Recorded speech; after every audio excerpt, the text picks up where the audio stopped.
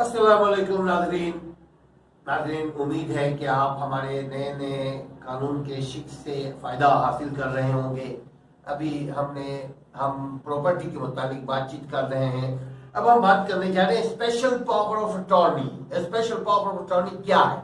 Special power of attorney किसी खास एक दो मकसद के लिए ऑनर जो है किसी को अथराइज करता है। तालिबान अभी $200 का इस वो बॉन्ड के ऊपर ये किसी को स्पेशल पावर दे दिया जाता है।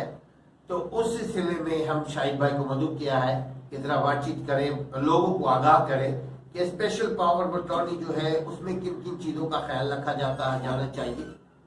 अस्सलाम वालेकुम। स्पेशल पावर ऑफ अटॉर्नी इस मकसद के लिए होता है कि जिसमें ऑथोराइज करने वाला एक शख्स किसी दूसरे शख्स को किसी खास पर्पस के लिए ऑथोराइज कर रहा होता है।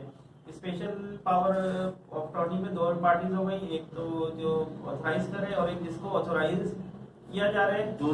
या बिल्कुल। और जब भी स्पेशल पावर ऑफ अटॉर्नी होती है तो आपने अगर कोई भी बंदा स्पेशल पावर ऑफ अटॉर्नी पे कोई एग्जीक्यूट कर रहे हैं कोई चीज, तो आपने इस चीज का ख्याल रखना है कि उसको उस चीज की स्पेसिफिक इख्तियारात होने चाहिए। ऐसा ना हो कि आपके अंडरस्टैंडिंग में कोई प्रॉब्लम हो रही है और स्पेशल पावर में अथॉरिटी किसी और चीज की है और आपकी मिसकॉन्सेप्शन की वजह से आप उससे वो डीलिंग ना करें और इन तमाम चीजों का ख्याल रखें। यानी आप ये बोल रहे हैं जो बायर है उसका खास ख्याल रखनी चाहिए उसको, खास करके अगर वो खरीद रहा है जायदाद तो वो ख्याल रखे कि स्पेशल पावर ऑफ अटॉर्नी जिसको मिली हुई है कहीं ऐसा ना हो कि दोनों की साजिश से। बसा औकात आप देखिए कानून में आप नेगेटिव चीजों को ज्यादा ख्याल रखेंगे कि बाज़ औक़ात ऐसा होता है जो असली मालिक है वो एक ड्रामा प्ले करने के लिए भी ऐसा करता है कि कोई बंदा उसको बेचने के लिए चला गया एक जायदाद को स्पेशल पावर ऑफ अटॉर्नी लेकर के, और जब वो डील हो गया या वो खरीद लिया किसी ने, उसके बाद जो असली मालिक है वो असल कागज देने से इनकार कर दे, या असली मालिक जो है उसके दिल में कोई खोट आ जाए, या असली मालिक जो है उसके रेट को बढ़ा दे।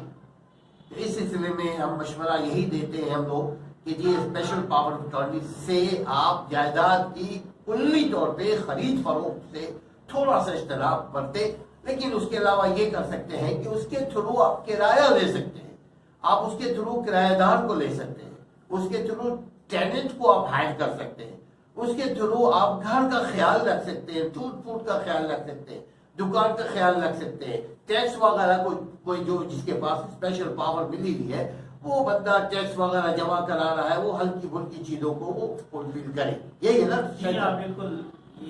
आप स्पेसिफिक काम के लिए स्पेशल पावर ऑफ अटॉर्नी को यूज करें, लेकिन इसको एज ए अपनी हैबिचुअल ना बनाएं।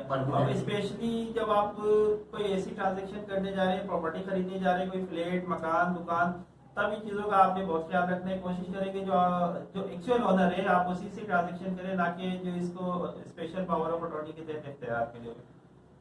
ये स्पेशल पावर ऑफ अटॉर्नी की बात हो रही थी, देख लीजिएगा, ख्याल रखिएगा। बाज़ औक़ात जो फॉरेन में होते हैं ऑनर, जो उसके असल मालिक होते हैं बाहर मुल्क में होते हैं, आम तौर पे कागज कहीं और रखवाए हुए होते हैं, तो कहीं कोई गड़बड़ ना हो आपके साथ, कहीं बदयांती ना हो जाए, कोई धोखा ना हो जाए, तो बहुत ख्याल रखिएगा।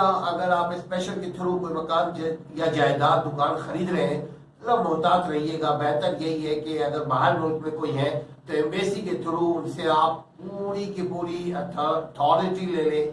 बेहतर यह है कि जनरल पावर ले लें और एम्बेसी को इन्वॉल्व करें, वहाँ के नोटरी पब्लिक को यूज करें जिन मुल्कों से वो ले रहे हैं।